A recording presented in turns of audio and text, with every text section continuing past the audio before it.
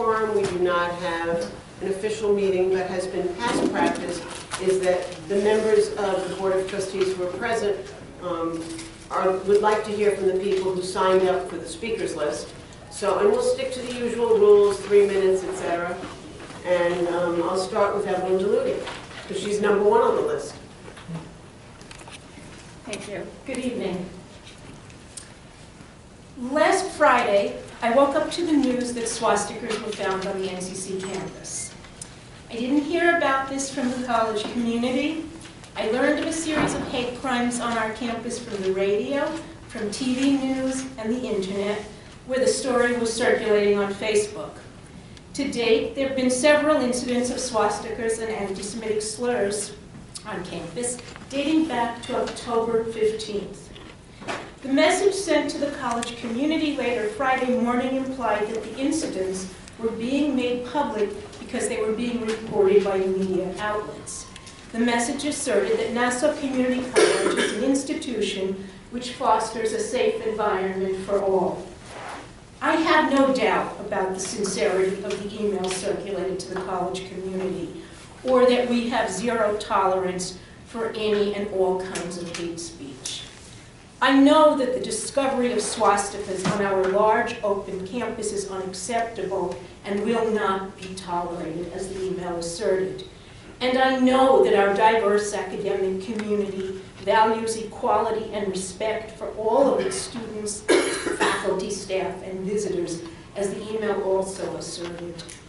But I cannot fathom why a series of hate crimes on our campus that began 2 months ago wasn't made public. Why did we hear about these incidents through external media sources? The Clery Act, the federal statute first signed in 1990 that regulates how hate crimes must be addressed, doesn't just mandate that statistics of hate crimes be compiled and made public on an annual basis. The Clery Act requires that colleges make this information public when the incidents occur, not because external media sources have leaked the news, but because prevention of similar crimes is facilitated when the information is made public in a timely fashion. Members of the board, those of you who are here, you're reviewing 2 new policies. I understand now for passage in February regarding communication. Policy 3100, news media relations, and 3200, marketing, advertising, and promotional materials. The Clery Act is a federal mandate that requires communication within our college community. It's not subject to the board's vote. It's required of us by law. The Middle States visiting team unanimously declared that we had turned a corner. They didn't experience a hostile and uncivil community anymore. Yet that civility is shattered if we don't acknowledge hate crimes in our midst when they happen. Moreover, federal law requires us to do so. As 2016 comes to a close, I urge us that we all commit ourselves together to rebuilding an inclusive NCC community that doesn't tolerate hate crimes against any of its members. Adherence to the Clery Act and the timely communication of hate crimes when they occur is an essential first step. Thank you, and I wish everyone happy holidays. Thank you. Frank Fresenda.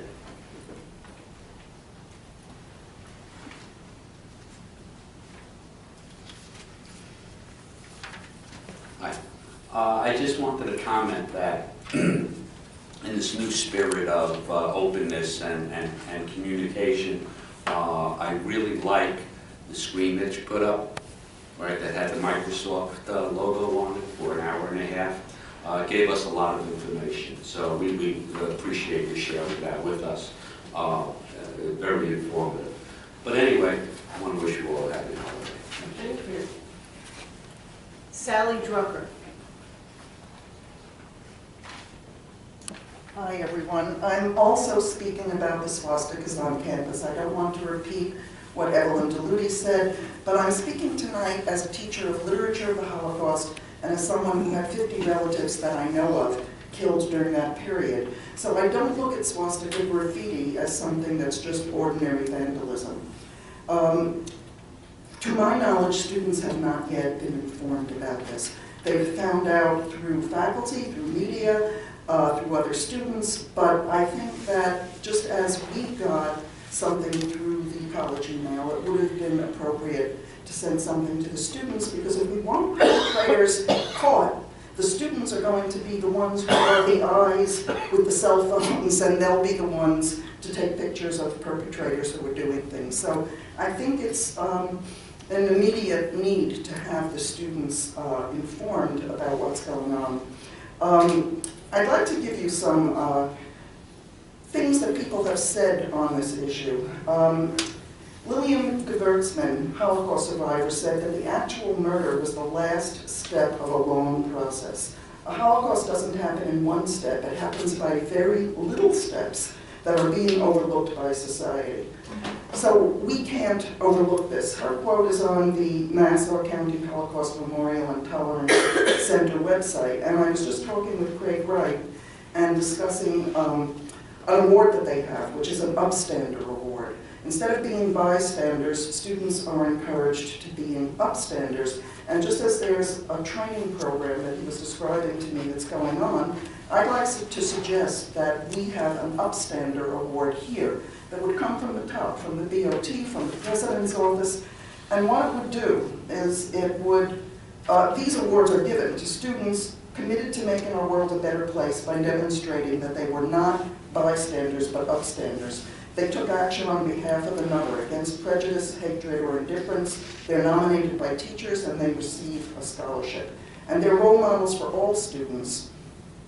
And I think that this would promote and be proactive in having positive values at Nassau Community College of acceptance, inclusion, and peaceful interaction. And I'd like to leave you with a few famous words. Attributed to philosopher Edmund Burke, all that's necessary for the triumph of evil is that good men do nothing. And Martin Luther King said, injustice anywhere is a threat to justice everywhere. Whatever affects one directly affects all indirectly. And also Martin Niemöller, Protestant pastor, spoke out against Adolf Hitler and spent 7 years in concentration camps. After the war, he said, first they came for the socialists and I did not speak out because I was not a socialist. Then they came for the trade unionists, and I did not speak out because I was not a trade unionist. Then they came for the Jews, and I did not speak out because I was not a Jew. Then they came for me, and there was no one left to speak for me. Thank you. Thank you. Paul, Rosa?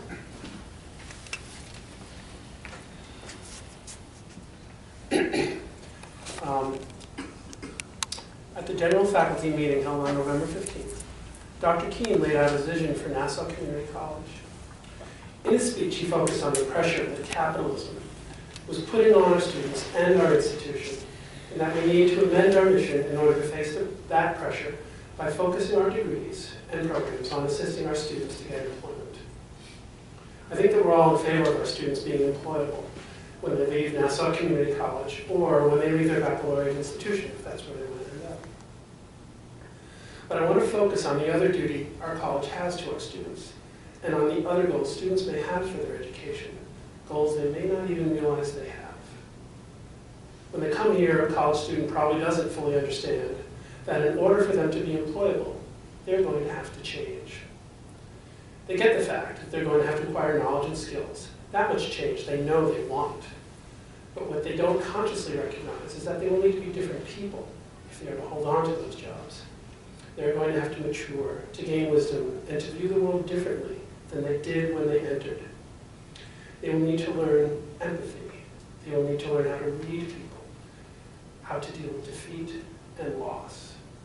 They will need to develop a sensitivity to language and its nuances, and many other skills that have to do with the heart, have to do as much with the heart as with the head. And it is these soft skills, the non-technical skills, that will ensure a life that is not a simple series of jobs, but that can be characterized as embodying a career, a word that implies higher purpose and greater focus. This is why, in our quest to help our students deal with the pressures of capitalism, we do them a disservice in meeting its demands only by focusing on that short-term first job. That would be to cheat them. For part of our role as higher educational professionals is to know is to know better than our students and to give them what they really need to live fulfilling, meaningful lives. To teach them what they truly need to know, what they don't know, and not just to hand them what they can already perceive as lacking. I'm sorry to restate what should be obvious, but I think it's important to keep in mind the less concrete, loftier mission of our institution, especially in times of change when, as Dr. Keene has pointed out, there are pressures on the college that tempt us to neglect what should be the most important part of our mission. Thank you, Paul. David? First, I want to wish everyone a happy and healthy holiday season.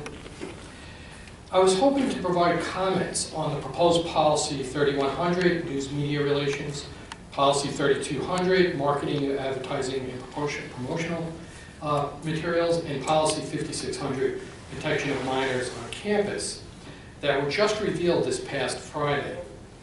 Unfortunately, this task is not possible, since these policies will not even be available for review until tomorrow, the day after today's meeting. The next opportunity to comment will be after the board has already taken a vote. So those comments probably won't really have much impact. Middle state standards encourage open communication for the well-being and success of our students. I'd like to offer a suggestion. The board should consider modifying their policy to allow the opportunity for meaningful public comment before their executive session discussion on policy and a final vote. Again, I hope everyone has an enjoyable holiday. David, while you're there, let me just, if I might, I don't want to say correct, but I want to there are a couple of things that are not correct in what you said. Because there was not a board meeting tonight, next month the board will discuss, not vote on, those three policies as per Policy 1300 that was adopted last month. There will be the opportunity during the speakers list to speak about concerns, questions about that policy. Will not be voted on until the February meeting, because we have set up a process where we will not pass a policy unless it's some kind of emergency, God forbid, that we will first discuss it at one meeting before we vote on it. So you will certainly have the opportunity to provide input to the board on all three policies. If I could respond to that, it's only because you don't have a quorum that it provides that opportunity. Last meeting, there was no... David, that's not correct, because by the end of the last meeting, when 1300 was voted on, from now on, when it was approved, from now on, there will be a process by which the board reads a policy and discusses it, and the following month votes on it. So that's why this is going to get put off to February. So the entire board will have the opportunity to discuss those three policies that were discussed today in the policy committee meeting, and will not vote on it again. Trustee Weiss, that process works as an open process if the policies are available to the public before. I mean, we won't see the policies until the following day. Well, I'll check with Dr. Keene on that. The other thing is we don't discuss policies in executive session. Executive session is specific to the things under the law related to negotiations, buying property, individual personnel. And you said something about discussing policy in exec, and we don't do that. I see. Will the board provide minutes of what is discussed at the You don't executive provide session? minutes in executive session. That is not something that is done, but we do follow. I believe that's part of the open meetings law. The open meetings law does not have minutes for executive sessions. As a summary of the executive summary. So that you know, we do follow the law, and as for, we talked with our attorney tonight, we talked about a personnel matter, we talked about other things that are directly related to the Okay. law. So we don't discuss. So that's this reporting again. on what took place. So I'm saying to you that we're not discussing, and it's not an obligation to report what we do in executive session. Okay. The last person I don't see in the room, which is Linda Zolan. Lynn had to leave. She asked me to wish you all a Happy New Year. Okay, so then that's my segue to wish everybody a joyous holiday season and a very happy and healthy 2017. And our next board meeting is on January 10th. What, Michael? I'm sorry, we only deal with people that are on the speakers list. I apologize, but we have a process. I called to be on the speakers list yesterday, and I was here last month, at the meeting last month, requesting how to be on the speakers list this month. okay? You failed to provide me the opportunity to sign up, know when and where to sign up.